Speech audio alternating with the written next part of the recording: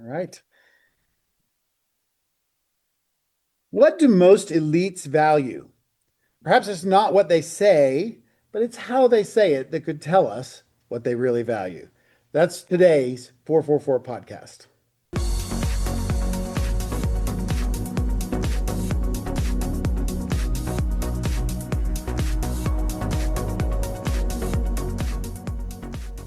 Hello, and welcome to the 444 podcast, where we are for truth, for faith, and for you.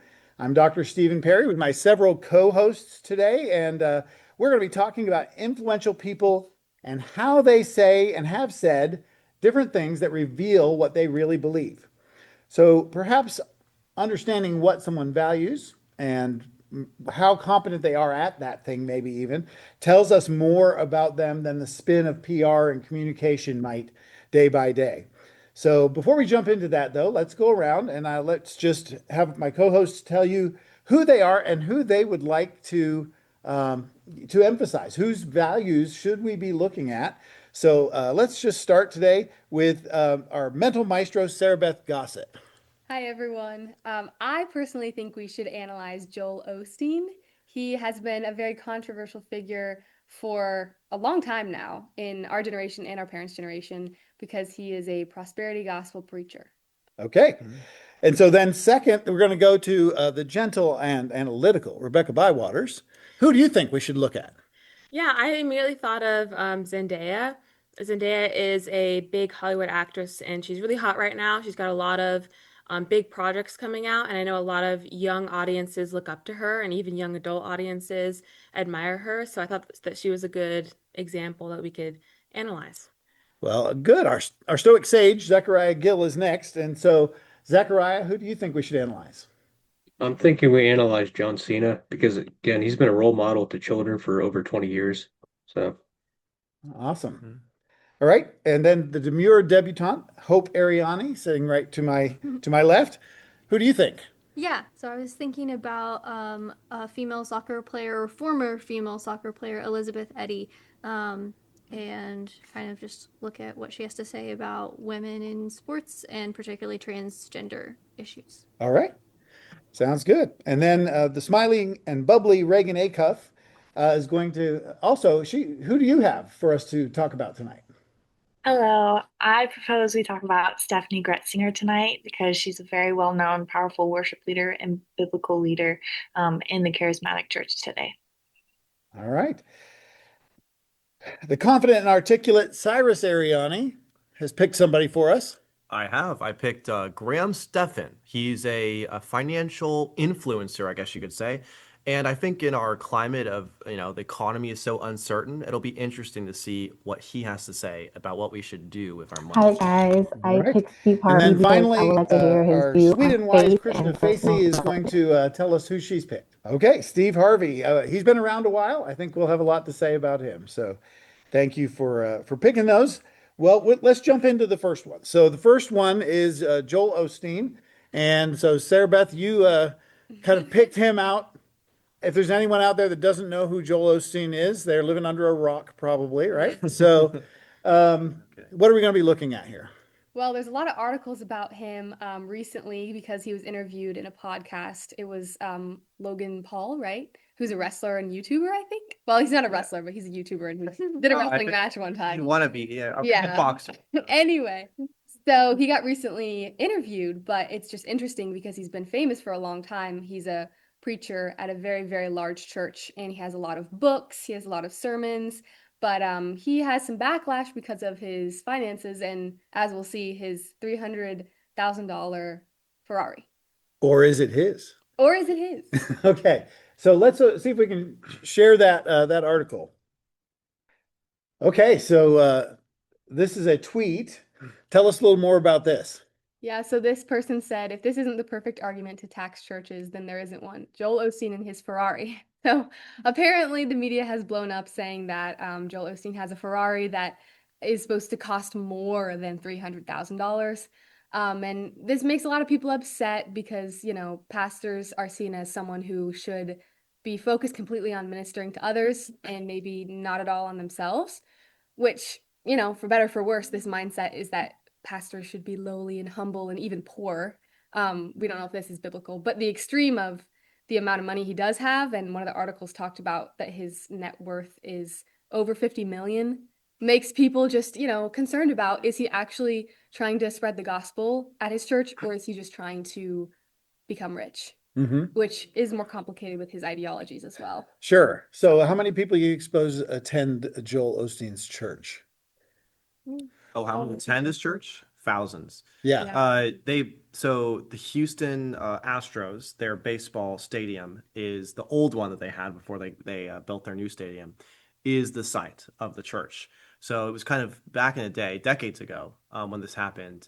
It was a big deal because Joel Osteen and his church bought a baseball stadium to be their sanctuary. Like everyone was like, "This is insane." It was like millions and millions of dollars. But he was like, "Well, they're gonna bulldoze this thing."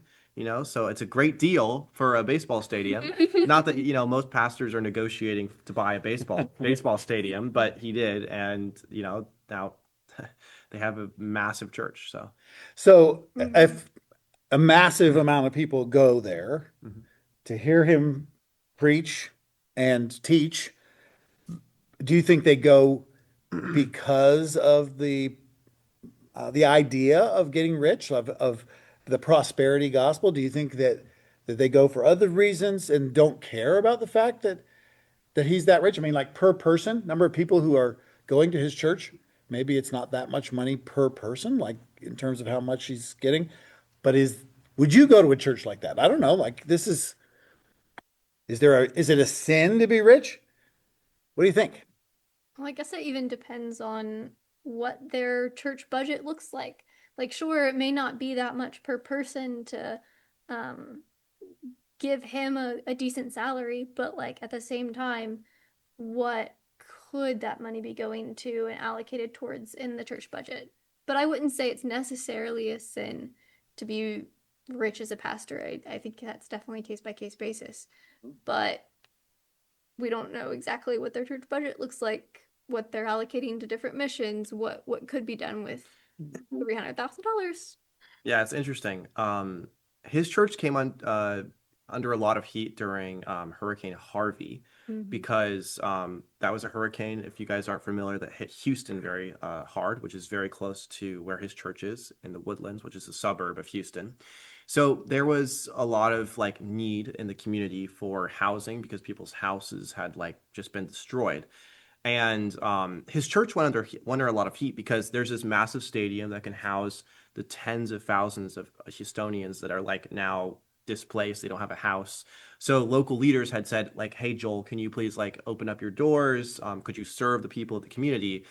And his church were pretty close-lipped. They didn't let anyone in because they didn't want the floors to get dirty, right? So this was kind of like the heat of like, well, you're talking this talk of like serving the community, of being, like serving and a very Christian idea of like giving to the poor and giving to the people that are in vulnerable situations, but you're not willing to open up your doors. So there was a lot.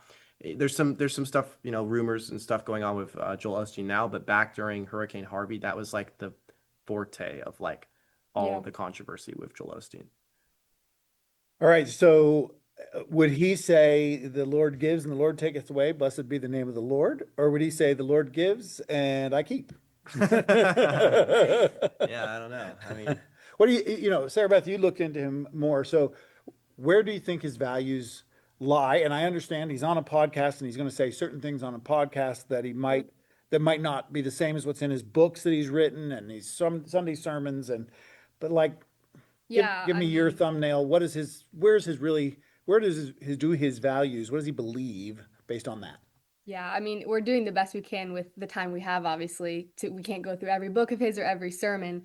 But it definitely seems to be the idea of what you were even mentioning with the hurricane crisis. You might say one thing, but what are you doing behind closed doors? And it's interesting because the article about the interview in the podcast, he talks about, oh, I don't take a salary from the church.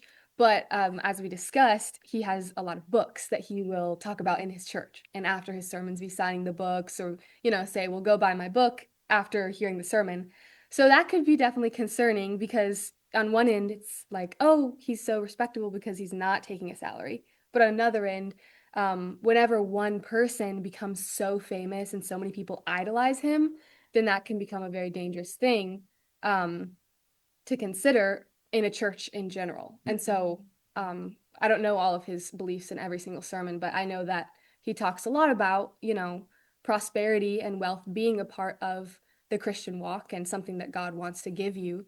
And this can also be concerning for, as you mentioned, are people wanting to go to his church because they like what they hear. And who doesn't want to hear that, we can all become rich? Yeah. It's a very American mindset. So I think that's one of the dangers to this. Yeah. But It's very interesting too because I don't want to get too in the weeds with it, but like modern philosophers like Nietzsche, for example, kind of contended that Christianity and religion in general is popular among people that are poor because it gives them something to like kind of hold on to, that kind of like opium effect, that like I'm really poor, I'm in a rough circumstance, and I want to cling to something that's beyond my control. And that was kind of one of the things that Nietzsche posited. But this is a little interesting because it's like religion and Christianity is not just exclusively for the intrinsic, I want to fellowship, I want to have the benefits of religion exclusively, but there's also that monetary aspect, which Nietzsche would say, well, that's not really what would happen if like if in Nietzsche's view, someone that would be very wealthy, rich, they would probably not be drawn to religion because religion isn't a way to get them rich. But it seems like there might be a little bit of an exception with the prosperity gospel message. All right. Well, we're going to get back to finances later, but our next person we want to look at. So Rebecca has picked Zendaya, and so we're going to go ahead and put up a clip about Zendaya here. It's not to ask, as a journalist, if there's anything you want to say about people wondering about whether you're married. And I will say, just a small plug, if there was a place to say some news, it might be the Modern Love podcast for New York Times. Well, I just feel like for me, it's like there is a level of like a parasocial like investment in my personal relationship, which I understand, and I do know that like I am aware that I'm a public person, and so is he, and I'm also aware that like we've grown up in front of people and we've done movies where we like fall in love with each other, so it's like I really do understand that, and I don't want to dismiss that, like stay out of my business or whatever, but in a lot of ways I also am a very private person, and I try my best to be able to have things for myself and for him as well, and so we do our best in general to not hide ourselves from the world, but just to, I think, preserve things for ourselves so that we can maintain that joy just within ourselves and our loved ones and our family. So that's kind of like my broad way of just saying I hear it, but I also like my own little boundaries of what I like to bring up and talk about, but then also what I'm also willing to share, I think that's the most beautiful way to say no comment. I was like, I respect it. Pardon the shit out of this thing. No, I mean, I'm speaking honestly, Of course, from that perspective. But yeah, I just try to find the balance in the middle there. Understood. All right, Rebecca.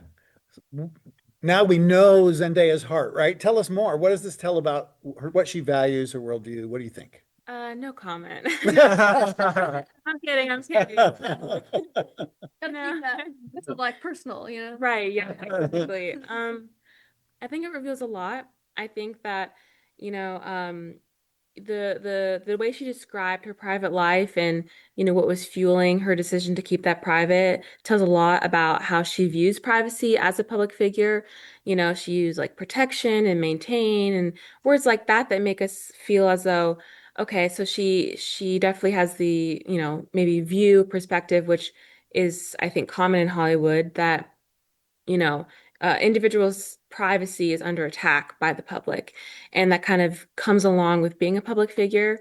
So yeah, I think she brings up a very important discussion about, what should the expectations be for public figures in terms of sharing the joys of their personal life, when they are a public figure. So, this is definitely something that she's always talked about. And I think that, as she becomes more famous and, starts to have a more mature personal life, it's just becoming more prominent discussion in her interviews and, responses to people wanting to know about her personal life. All right. So value of personal separation, family, keeping that kind of close to the vest. So I don't know, maybe Krishna, I'm just gonna throw this to you. Do you have someone, because she mentioned parasocial relationships, right? Like she knows there are fans that really love her or feel like they're her friend. Do you have some celebrity you're like, oh, that's my friend, and I really want to know all those details about that person? Honestly, no. I'm not really a big celebrity person, but I'm also a very private person myself. So I'm with Zendaya 1,000%. Like I like how she keeps certain parts of her life private, especially because she's already in the spotlight and so much of her life is already public. So I feel like her keeping that part of her life private is almost like keeping that part of yourself to yourself. I feel like not everybody needs to know every detail about your life. Yeah. So I agree with her. Awesome. Okay. Okay, so she's a supporter. What about the rest of us? I don't know. Probably none of us are going to be Zendayas, right? We're not going to. Well, we haven't never already grown up on the Disney Channel, so Well, this podcast's taken up. Yeah. I mean, come well, on. that's It true. This is on That's Disney true. Channel. Yeah, I know it's hard to go to the grocery store anymore, isn't it? I know. I've been recognized so much recently that it's, yeah. I wear Yeah. glasses and I put on a cap and everything. Yeah. Well, Video. I want to see a video of that on our next podcast. All right, just show me in the grocery store. All right. Well, I do think that for everybody, whatever your profession is, like if you're a college professor, if you're a painter, if you're an auto mechanic, whatever it might be, there are people who they get into their profession to the point that they don't know when to separate and go home, and it can take away from that personal life in a lot of different ways. So it's very different for a celebrity, but yet that value of protecting family and protecting that I need to go home from work and shut it off and have time to talk to the people at home and care about what they need and not constantly be in my mind working. And it's hard for people, very hard for stars. It's very hard for people in a lot of other professions. I'm sure I can think of criminal justice, right? Like if you're a police officer, how do you go home and put out of your mind the terrible things that have happened during the day to spend time with your family? But okay, but it's a good one. Let's move on to the next one. So, Zachariah, you are bringing us John Cena tonight. So we're going to play a clip of that, and let's see then what Zachariah has to say about Mr. Cena. That said, everything you've done in wrestling, everything you've done in movies, everything you've done in your life, how do you define success? I think going to sleep every day a little wiser than when you woke up. I really lean into the purpose of earning every sunset. And that could be like furthering my growth in a search for written wisdom, or trying to learn piano, or trying to be stronger, or take care of my health, or be a good husband, or relax. If I tell myself I'm going to relax, it's almost meditative. I don't wax in between the ears of like, but I can do this and I can do this. Nope. Today, you're going to earn it by taking a day and be a good husband or try something new, knowing that you and it is enough, and all the rest of the stuff is just great opportunities. Zechariah, let's go to you. And what do you think he values based on this? Well, I think he values kind of like personal growth over actual accomplishment and stuff like that. Because again, like he's someone who's succeeded a lot, like by like worldly standards and stuff. He's been like he's an actor. He's literally like one of the most famous, if not the most famous pro wrestler and stuff like that. So again, like he obviously accomplished a lot and stuff, but even so, despite all those things, he still success to him is becoming a better person, treating people better and stuff like that. So I think that's very, like interesting and stuff. So Yeah. And it actually dovetailed quite nicely with what we were just talking about. He's really talking about like taking that time for his wife and things like that too. I didn't realize we'd be so close on topic there, but what do you think this personal development? I mean, is that something that you think a lot of people are like that, or is it a higher level? What that value that he has on that than what you see in others? It's interesting that he's able to balance his work life and his personal life, and he so quickly brought in, being a good husband, and even the fact that he seems to understand the concept of rest and like actually giving himself a day of rest, which we as Christians would talk about a day of Sabbath biblically. But I feel like there's definitely two camps of, you talk to famous people who are very successful and they either have lost their soul and their family and their marriage, lost all of that in pursuit of greatness and probably have become great and famous, but yeah, they've lost all those things and they're burnt out. Or there's people like him who we can learn from, that you can be great while also valuing your family and learning how to rest. So I think that's very admirable that he has that. And in the end, he has greater success because he has his career, but he also has his family and his marriage. Absolutely. So yeah. Okay. Yeah. Anyone else have any thoughts on John Cena? Am I pronouncing that right? Is it Cena? I thought it was Cena. Cena. I personally thought it was Cena. It's blooper reel number one. Okay. John Cena. Anybody else with thoughts about John Cena? I think it's wonderful for a secular influencer to find his identity not in what he does, especially like in our societal narrative. It is like your value is based on how hard you work and the material things that you have and everything. But yeah, like you guys were just talking about the fact that he is placing value in rest and being a good father and in his family and having and like protecting that dynamic, as well as like wanting to work with excellence and steward his job well and everything, I think is really amazing and rare. Yeah. Yeah.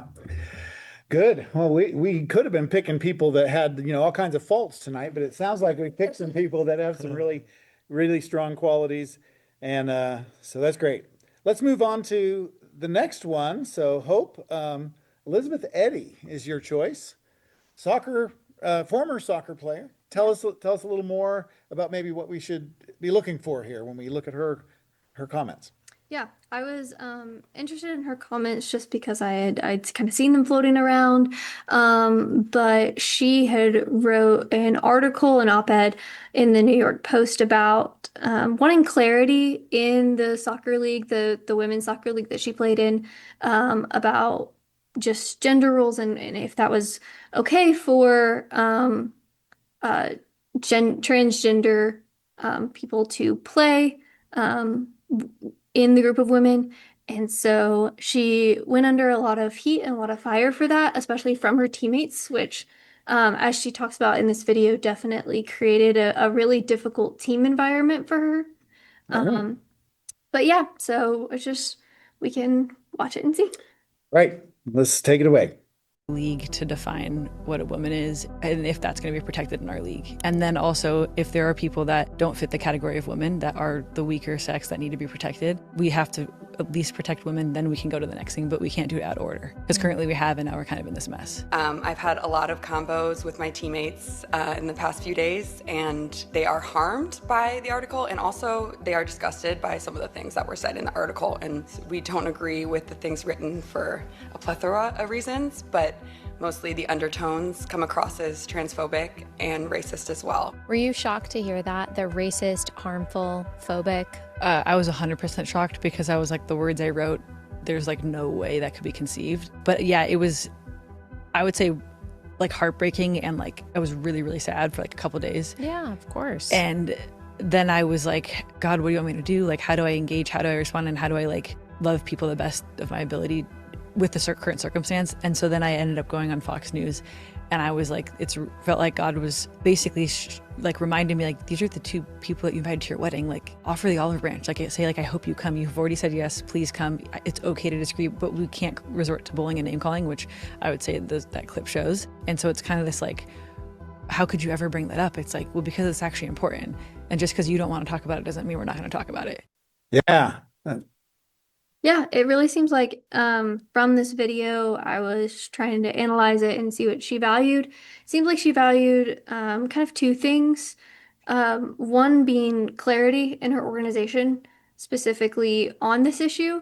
But on top of that, later on in the video with the relationships with her teammates, it really seemed like she valued peace with her teammates.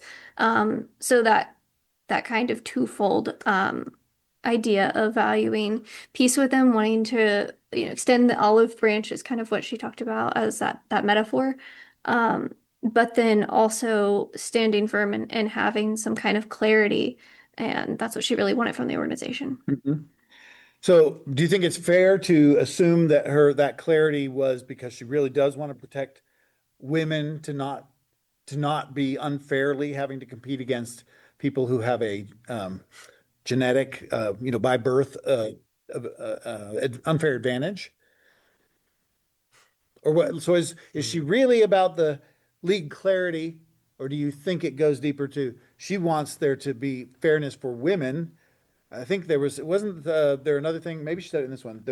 She's like the weaker sex to not, to have a place to participate fairly together, right? Isn't that kind of the idea, you think?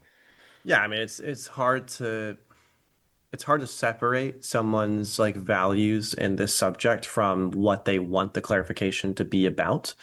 So I think practically she wants to kind of do a preemptive strike in a way to like get there to be clarification of like how the league is going to move forward as far as like whether or not there'll be testing, whether or not there'll be strict requirements for how the league will operate on regards to like having those that are trans compete. Whether because it hasn't really been like there have been some, like a couple of cases to where maybe someone had like a genetic anomaly in the league, but there haven't been any clear cases where someone actually was identifying as a trans person that tried to play.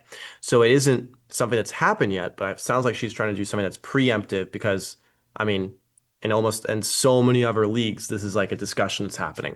But yes, it definitely goes back to her values. She's clearly a believer, a Christian, and she has a specific view of like that that there's such a thing as a man and a woman, and there isn't something in between, and that's definitely kind of bleeding through how she's talking about it. Particularly since the article that she wrote, she mentioned that the England Women's Soccer League had already put in place clarifications for you had to be born with ovaries to actually participate. Okay. And so I think she was calling the National Women's Soccer League in America to that standard. To try to come up with that. Yeah, yeah. Very good. I imagine that the United States, or not the United States, the World Olympic Committee probably has dealt with the same thing. So there's probably another example there. Good. So let's move on to the fifth one. And so next we have Steffany Gretzinger. And Reagan, you're the one that brought Steffany's comments to us. So do you want to say anything in advance? Should we play it first? I think we should play it. Okay, let's play the clip. No one else is responsible for how deeply I know Jesus. It won't make your secret place, and it won't save your secret place to turn on someone else's worship. It may help you enter in, and we're so grateful for that. But that is someone else's offering. It is not yours, and it won't count. It's not your oil. It's not my oil. No one else is responsible for what is filling my heart. No one else is responsible for how deeply I know Jesus. No one else can keep me from him, and no one else can decide how much of him I can have. If I am on the outside, it's because I put myself there. With my own words, with my own declarations, with my own sin. In charismatic world, we have become better at declaration than discipleship. We have become better at saying the thing instead of doing the thing. That doesn't make it happen. It is a daily practice. This is an ongoing work. We need the Holy Spirit. We need the helper. But we have the helper. This is the hope. We have to learn when to be quiet. We have to learn when to speak up. It's not loving people to not tell them the truth. It's not loving people to leave verses out. Give them one you think they'll like. The whole Christ, the whole Lamb, even the bitter herbs, the whole of him. He's the one who's paid for them. He's the one who will win them over. All right. The whole lamb, even the bitter herbs. Reagan, you picked this. This is like, it gets at the heart, right? So tell us a little more. What does she value? Yeah, so from this video, I'd say that she seems to value authenticity and honesty and accountability. She really, really values a deep, vulnerable relationship with the Lord and centering everything around that, and doing things from that place. And ultimately, yeah, like the metaphor that you were referring to about eating the whole lamb, even the bitter herbs, talking about like even the difficult things, even the challenging things, like Jesus is worthy of the work. He's worthy of the discipline and the time. And so giving the lamb the reward of his suffering. So this is almost one of the things we worry about with the Joel Osteen clip earlier, right? It's almost like in that prosperity gospel mode, there's no bitter herbs. Like we can get rid of that. She doesn't seem to think so, right? So there's this different worldview there. I don't know. Somebody else weigh in. What do you think?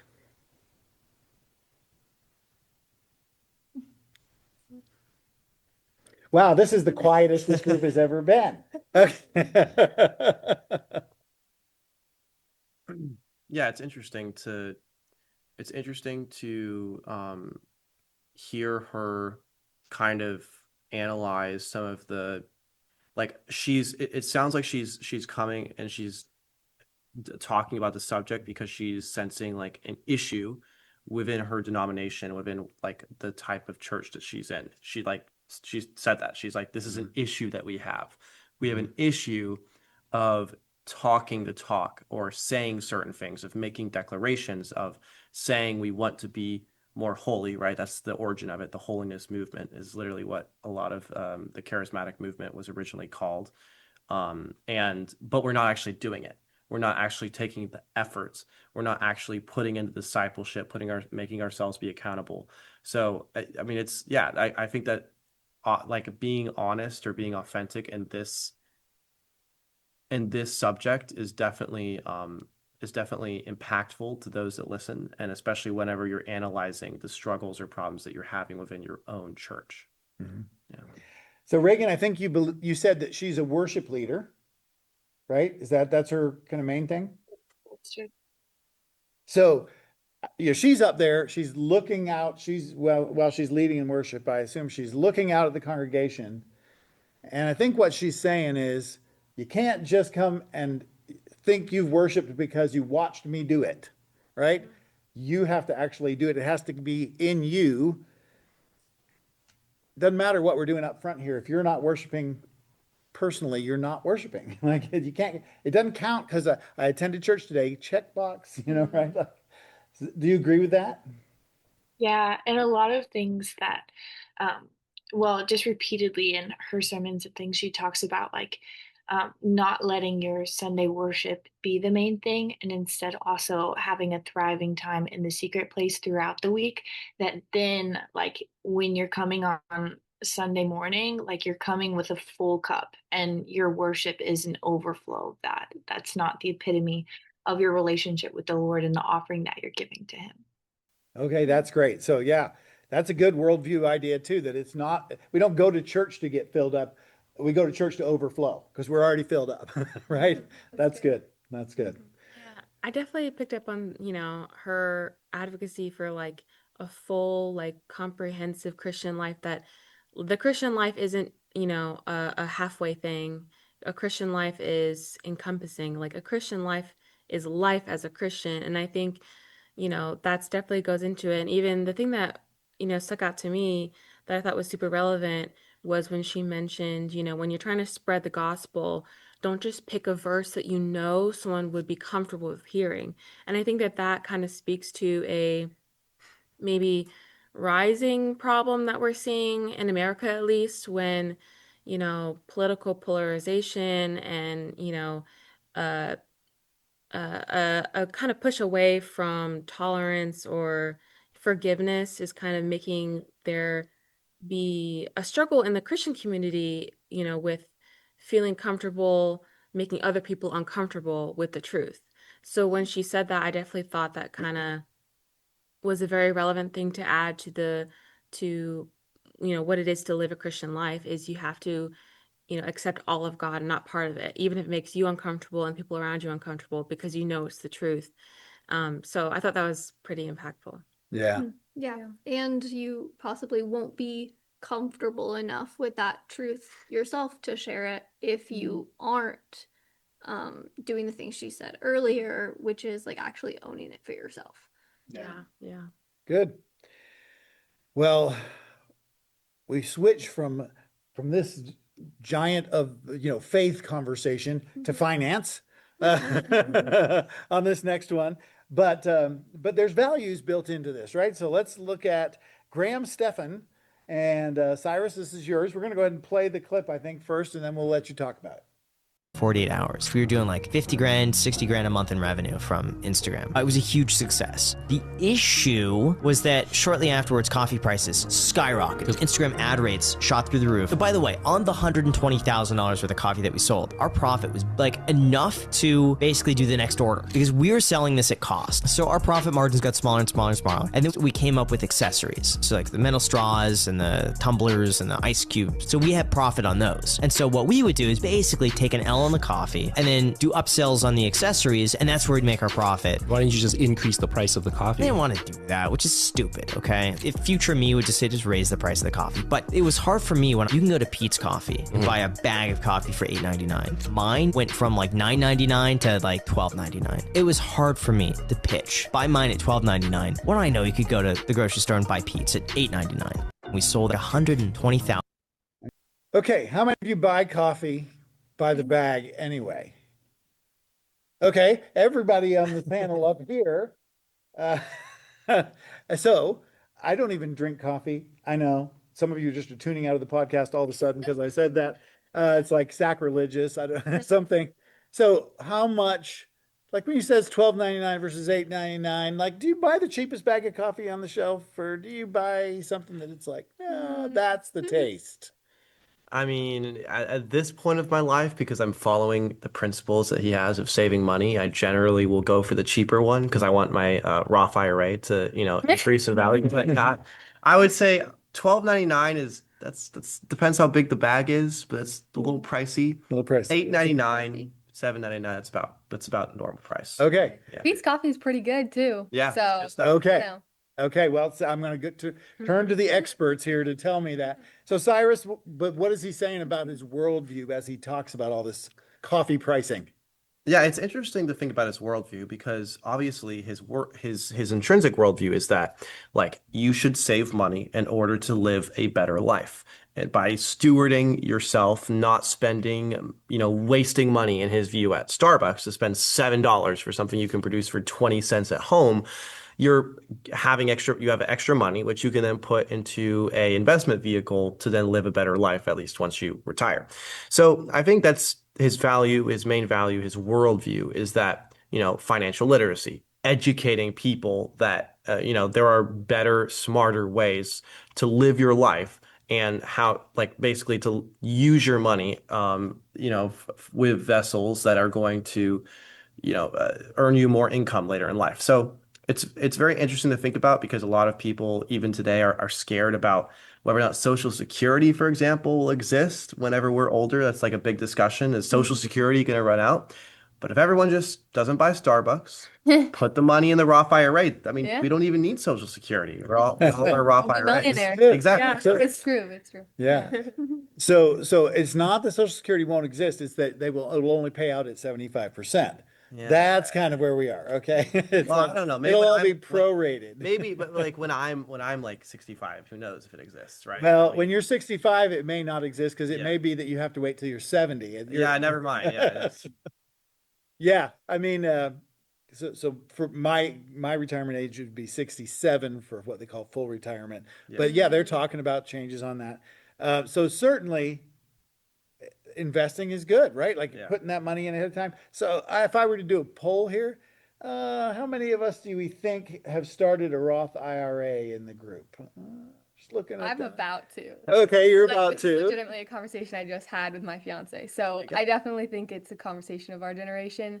But overall, about the video we watched, I really admire him for standing behind his values because I think that he started his company with the value of we want to help people save money. So the idea of raising prices when there's a better option would completely go against that, even from a marketing perspective. Like his branding on the bag is money dollars. Okay. So, any great company has to focus on their one goal and their niche in the market. And so that would, go against that. So It's hard to really market interesting. coffee with like, this is cheap. I mean, come on, like Yeah. coffee is expensive, right? It Yeah. comes from countries that are far away, and like people really care about the quality of their coffee. So like if someone wants cheap coffee, they're gonna go get Folgers or Great Value, right? Right. But like to get it from your influencer, I feel like it's hard because the messaging is like, this is cheap coffee, but also like, this is not cheap coffee. This is Yeah. more expensive. Yes, sure, it's cheaper than Starbucks, but you can go get Walmart coffee and it's going to be cheaper. So I think he struggled also with like the identity of the brand. Right, because anytime we buy something from an influencer, Yeah. I mean, 90% of the reason we're buying it is because of the influencer personality and their personal brand. Yeah. Like you said, we could go get Great Value coffee, but so people were buying so much of his coffee because they were excited about what he was doing with finances. Which is why So- people even bought the souvenir extra Yeah. accessory Right, stuff in accessories the first and stuff. place. Yeah, because like realistically, the quality of his coffee was probably about the same as Pete's coffee. Right. And his was $12.99 or $9.99. There's $8.99. So there's like an influencer tax, so to speak. Yeah. Extra money you're only paying because Graham Stephan's face is on the bag or his name is on the bag. Yeah, it's also a smaller business than Pete's, so they had to Yeah, actually yeah. run it and have those people like packaging that stuff. Whereas with Pete's Coffee, there's like a massive chain behind it where they can kind of automate that stuff. Yeah. And the coffee snobs are going to South America and picking Yeah. their own coffee beans. They're drying their own coffee beans and roasting it. So, Yep. the coffee snobs have their own separate, they don't care about paying $20 a bag anyway. So, Right. And I already admitted to not drinking coffee, and I could say maybe it's because growing up, the only coffee I knew existed was Maxwell House and Folgers. I didn't know there was even other brands when I was growing up because that's all I ever saw in my grandparents' house and my parents' house. We were on the cheap coffee train, I'll tell you that. So my parents actually drank tea a lot more than coffee too. So maybe that's it. But when they drank coffee, it was out of a can. So a little different. All right. Well, we definitely see that the worldview of saving, of not going for the premium, expensive luxury kind of items, at least when you're not able to, you have all that disposable income, right? And so we see that from Graham Stephan. And so we have one more. So here's someone else who's made a lot of money in his life, Steve Harvey. And he is giving people advice about this. So Krishna, you brought this in. Let's go ahead and play the video, and then we'll let you tell us a little more about his worldview. I'm going to share something with you. I'm going to tell you something that every successful person has to do, including you. Believe it or not, every successful person in this world has jumped. I'm going to tell you what I mean by that. You are going to have to jump. You cannot just exist in this life. You have got to try to live. If you are waking up thinking that there's got to be more to your life than it is, man, believe that it is. Believe in your heart of hearts that it is. But to get to that life, you're going to have to jump. I'll tell you why I call it jumping. See, God, when he created all of us, he gave every last one of us a gift at birth. He never created a soul without endowing them with a gift. You just got to quit looking at gifts as running, jumping, singing, dancing. It's more than that. It's if you know how to network, if you can connect dots, if you draw, if you teach. Some of y'all fry chicken better than anybody else, bake pie. Some of you cut hair, color hair. Some people do grass. I got a partner, man, we never wanted to go out with us because we stayed out too late. Come on, man, go out with now. I got to get up early, mom, cutting Miss Johnson's grass. We kept laughing at this dude, cutting grass. How much they pay you? He got a landscaping company in Cleveland worth $4 million. Because all he do is cut grass. But he was gifted at it. I got a partner on a detail shop, make $800,000 a year. Okay. So obviously he goes on with some examples here, and this is all apparently pre-show. It looks like Krishna they're setting up in the background for Family Feud, and they're putting the podium in place there, and he's just like having some time with the audience. So what do you think he's revealing about values according to Steve Harvey? Well, I think I like this because he talks about how like taking a leap of faith, especially like individuals that likes to wait until they feel ready, like myself. So it kind of shows you that it's very important to move first or jump, as he says, even when you're unsure. So his worldview is basically like centered around faith and personal responsibility.